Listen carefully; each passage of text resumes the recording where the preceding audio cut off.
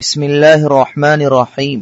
صرف 5 منٹ کا مدرسہ قرآن و حدیث کی روشنی میں 184واں دن 4 رجب المرجب۔ نمبر 1، اسلامی تاریخ۔ حضرت عمر رضی اللہ عنہ کی بہادری۔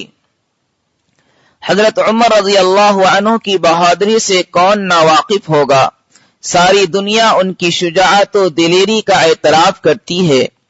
شروع اسلام میں مسلمان کعبہ کے پاس نماز نہیں پڑھ سکتے تھے، لیکن عمر فاروق رضی اللہ عنہ کے اسلام لاتے ہی مسلمان خانہ کعبہ میں کھلم کھلا نماز پڑھنے لگے۔ حضرت علی رضی اللہ عنہ فرماتے ہیں کہ میرے علم کے مطابق ہر ایک نے ہجرت چھپ کر کی، لیکن حضرت عمر رضی اللہ عنہ نے علی الاعلان ہجرت کی۔ جب انہوں نے ہجرت کا ارادہ فرمایا تو اپنی تلوار گلے میں لٹکائی اور اپنی کمان کندھے پر ڈالی اور بہت سارے تیر ہاتھ میں لیے بیت اللہ کے پاس آئے اور اطمینان سے طواف کیا، اور پھر مقام ابراہیم کے پاس جا کر 2 رکعت نماز پڑھی۔ پھر مشرکین کی ایک ایک ٹولی میں گئے اور فرمایا کہ جو یہ چاہتا ہو کہ اس کی ماں اس کے مرنے پر روئے اور اس کی اولاد یتیم ہو جائے اور اس کی بیوی بیوہ ہو جائے، وہ مکہ سے باہر آ کر میرا مقابلہ کرے۔ اس کے بعد آپ رضی اللہ عنہ نے ہجرت کی، مگر کوئی بھی آپ رضی اللہ عنہ کا پیچھا کرنے کی ہمت نہ کر سکا۔ حضرت عبداللہ بن مسعود رضی اللہ عنہ فرماتے ہیں کہ عمر رضی اللہ عنہ کا اسلام لانا مسلمانوں کی فتح تھی، اور ان کی ہجرت مسلمانوں کی مدد تھی، اور ان کی خلافت رحمت تھی۔ نمبر 2، حضور صلی اللہ علیہ وسلم کا معجزہ۔ حضرت علی رضی اللہ عنہ کی آنکھ کا ٹھیک ہونا۔ جنگ خیبر کے دن آپ صلی اللہ علیہ وسلم نے پوچھا، علی کہاں ہیں؟ لوگوں نے کہا ان کی آنکھیں دکھ رہی ہیں۔ آپ صلی اللہ علیہ وسلم نے فرمایا ان کو بلاؤ۔ تو حضرت علی رضی اللہ عنہ آئے۔ آپ صلی اللہ علیہ وسلم نے ان کی آنکھوں پر اپنا تھوک مبارک لگا دیا تو وہ اسی وقت اچھی ہو گئی، گویا کچھ ہوا ہی نہیں۔ نمبر 3، ایک فرض کے بارے میں، زکوٰۃ کی فرضیت۔ رسول اللہ صلی اللہ علیہ وسلم نے حضرت معاذ بن جبل رضی اللہ عنہ کو یمن بھیجتے وقت فرمایا، ان یعنی یمن والوں کو بتا دینا کہ اللہ تعالی نے ان پر ان کے مال میں زکوٰۃ فرض کی ہے۔ فائدہ، اگر کسی کے پاس نصاب کے برابر مال ہو تو اس میں سے زکوٰۃ ادا کرنا فرض ہے۔ نمبر 4، ایک سنت کے بارے میں، دنیا و آخرت کی بھلائی کی دعا۔ اس دعا کا خوب اہتمام کرنا چاہیے، اس میں دونوں جہاں کی بھلائی طلب کی گئی ہے۔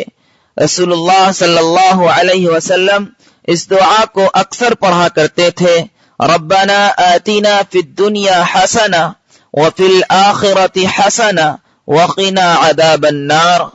ترجمہ، اے ہمارے رب، ہمیں دنیا میں بھی بھلائی عطا فرمائیے اور آخرت میں بھی بھلائی عطا فرمائیے اور دوزخ کے عذاب سے ہمیں بچائیے۔ نمبر 5، ایک اہم عمل کی فضیلت، شوہر کی خوشی پر جنت۔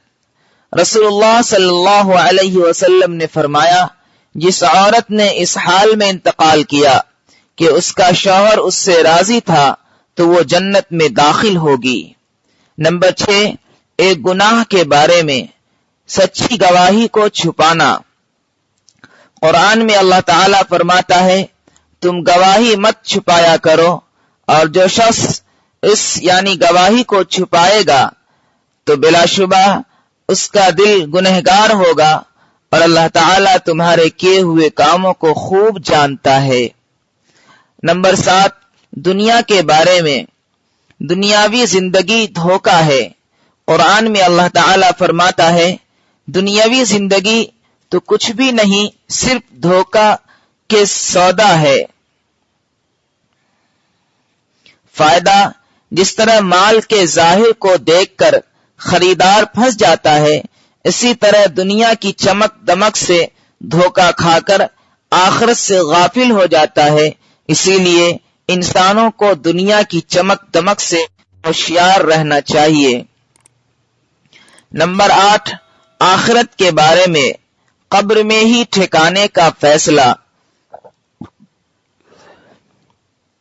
رسول اللہ صلی اللہ علیہ وسلم نے فرمایا، جب تم میں سے کوئی وفات پا جاتا ہے تو اس کو صبح و شام اس کا ٹھکانہ دکھایا جاتا ہے۔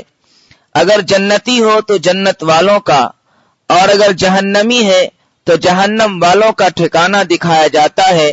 پھر کہا جاتا ہے، یہ تیرا ٹھکانہ ہے، یہاں تک کہ اللہ تعالی قیامت کے دن تجھے دوبارہ اٹھائے۔ نمبر 9، طب نبوی سے علاج، کھجور سے علاج۔ رسول اللہ صلی اللہ علیہ وسلم نے فرمایا، زچگی کی حالت میں تم اپنی عورتوں کو تر کھجوریں کھلاؤ، اور اگر وہ نہ ملیں تو سوکھی کھجوریں کھلاؤ۔ فائدہ، بچہ کی پیدائش کے بعد کھجور کھانے سے عورت کے جسم کا فاسد خون نکل جاتا ہے اور بدن کی کمزوری ختم ہو جاتی ہے۔ نمبر 10، نبی صلی اللہ علیہ وسلم کی نصیحت۔ رسول اللہ صلی اللہ علیہ وسلم نے عورتوں کو مخاطب کر کے فرمایا، تم اپنے اوپر اللہ کی تسبیح یعنی سبحان اللہ اور تحلیل یعنی لا الہ الا اللہ اور تقدیس یعنی سبحان الملک القدوس کو لازم کر لو، اور ان تسبیحات کو انگلیوں پر شمار کرو، اس لیے کہ کل قیامت کے دن ان انگلیوں سے سوال ہوگا اور وہ گواہی دیں گی۔